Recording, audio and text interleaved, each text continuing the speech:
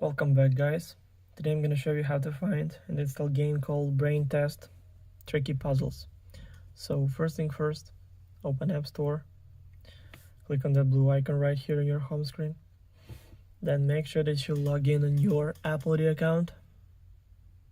Then click on the search button right here, and in the search bar type in Brain Test and go search right here. Then scroll down a little bit until you find the game.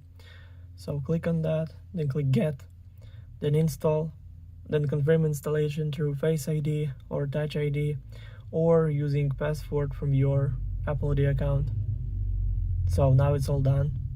The game is 225.2 megabytes. Also, all links will be in the description of this video. Hope you guys enjoy. Thank you for watching.